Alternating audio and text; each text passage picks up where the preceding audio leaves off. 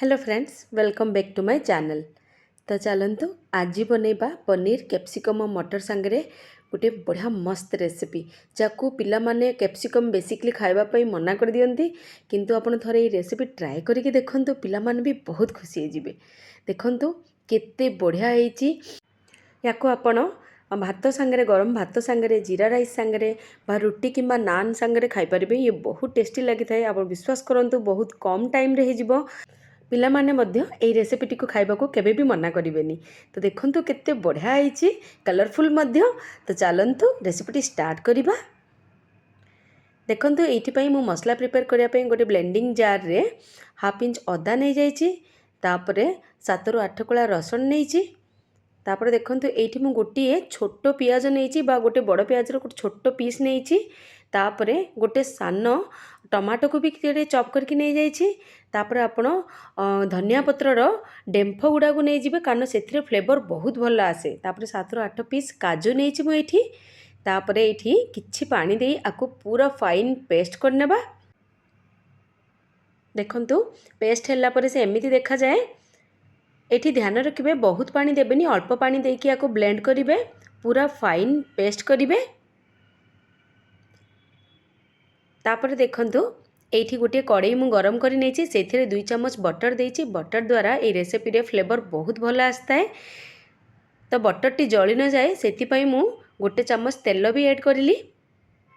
निहाती आपण बटर रे टिके तेल देले बटर जळिबनी औ एठी फ्लेम सब बेले स्लो रहिबो। तापरे देखंतु मु टिके जीरा देली, जीरा को फुटिबा पई समय देबा। जीरा भल से फुटला परे चॉप कर रखिथिबा ग्रीन चिली भी दे देली मु एठी, तापरे फाइनली चॉप कर रखिथिबा गोटे पियाज को भी एठी दे देली। तापरे आको कोन करबा लो टू मीडियम बा टिके मीडियम फ्लेम रे आको भल भाबरे कसी देबा। एठी गोटे जिनस ध्यान रखिबे आपण पियाज को पूरा गोल्डन ब्राउन करिवेनी, जस्ट ट्रांसलूटेंट हैला परे तापरे सेथिरे टमाटो काटिकी रखिथिबा कैप्सिकम ओ मटर दे देबे। मु एथिरे फ्रोजन मटर यूज करछि, आपण चाहिले नॉर्मल वाटर भी यूज करि परिबे। तापरे टिके कसा कसी कला परे एथिरे बाटिकी रखिथिबा पेस्ट को दे देबा। ध्यान रखिबे फ्लेम सब बेले लो रखिबे, जेहेतु काजू पड़िची तो जदि फ्लेम हाई रखिबे ताहले मसला जळि जिबार चांसेस बहुत अछि। तो सेति पे फ्लेम लो रखिबे। देखंतु एबे टिके कसा कसी कला परे से ब्लेंडिंग जार रे किछि पानी देई ताकू भी ऐड करि नेबा, जा द्वारा कोन हबो अदा रसुण सबुतिर कंचा स्मेलटा पळेइबो। पानी सांगरे कुक होला टाइम रे तार कंचा स्मेल पळेइबो। देखंतु एठी मु ताकू कवर करके 5 मिनिट कुक करिबा। 5 मिनिट परे आर कंसिस्टेंसी एमिति अछि, ताकू भल भाबरे मिसा मिसी कर देबा। थरे देखंतु आ फ्लेम सब बेले मीडियम रखिबे। तापरे एठी सब बेसिक मसला दे देबा, जेमिति कि हळदी गुंड। एठी मु कश्मीरी लंका नेछि कारण पूर्वरु आमे लंका नेइचे तो बहुत राग होई जिवो, छोट पिला माने खाई परिबेनी। तो कश्मीरी लंका, जीरा, धनिया गुंड, गरम मसाला, टिके चीनी देइची कारण चीनी द्वारा स्वाद एठी बैलेंस हबो। तापरे स्वाद अनुसार लूण दे देबा। तापरे पुनी आकु टिके कसा कसी करी लो फ्लेम रे ही कसिबा। तापरे आकु पुनी कवर करी 5 मिनट कुक करिबा। ध्यान रखिबे फ्लेम सब बेले लो रहिबो एठी। 5 मिनट पर देखंतु परिबा भी तारो पानी छाड़ी देइची, मसला भी मैक्सिमम कुक हे गलानी। आपण देखि पारुथिबे ऑलमोस्ट कुक हे गलानी। कलर भी बहुत बढ़िया कलर पळे आछि एथिरे।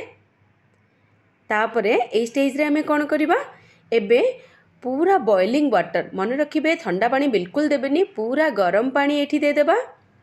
एठी मु गोटे ग्लास गरम पानी देइची, ताकू पूरा फुटिबा को छाड़िबा। देखंतु भल भाबरे तरकाटी फुटी गलानी। तापरे काटिकी रखिथिबा पनीर को मु एड दे देइची। पनीर को मु एठी छोट छोट क्यूब रे काटिची। आपण चाहिले आकु हाथ रे टिके छिंडे छिंडे जेपरि कि हमने पनीर भुर्जी करंती सेपरि भी पकई परिबे, किंतु मु एठी छोट छोट क्यूब रे काटिकी देइची। आकु 5 रु 5 मिनिट पूरा कुक हेबा पई देबा। एठी आपण कवर करबा आ किछि दरकार नाही कारण ऑलमोस्ट करी प्रिपेयर हो जाइए, जस्ट पनीर ऐड करिवार थिला। देखंतु करीटी पूरा प्रिपेयर हो जाइए। तापरे आपण लास्ट रे धनिया पत्र दे देबे। हार्डली 10 मिनिट रे करीटी प्रस्तुत हो जिवो। पिला माने भी बहुत पसंद करिवे कारण ये बहुत कलरफुल देखा जाए, टेस्ट रे भी बहुत बढ़िया थाए। तो आपन को जदि ये रेसिपीटी भल लागिची तो गोटे लाइक तो निश्चय करिवे। चैनल रे जदि नुआ अछंती तो चैनल को सब्सक्राइब करबा को बिल्कुल भूलिबेनी। ଆପଣ ଡେଫିନେଟଲି ଥରେ ଏଇ ରେସିପିଟି ଟ୍ରାଏ କରନ୍ତୁ ଓ ଆପଣଙ୍କ ଏକ୍ସପିରିଏନ୍ସ ମୋ ସାଙ୍ଗରେ ସେୟାର କରିବେ। ତ ଚାଲନ୍ତୁ ରହୁଛି, ପୁଣି ଭେଟ ହେବା ଏକ ନୂଆ ସିମ୍ପଲ୍ ଭିଡ଼ିଓରେ। ସେଥି ପର୍ଯ୍ୟନ୍ତ ରହୁଛି, ବାଏ।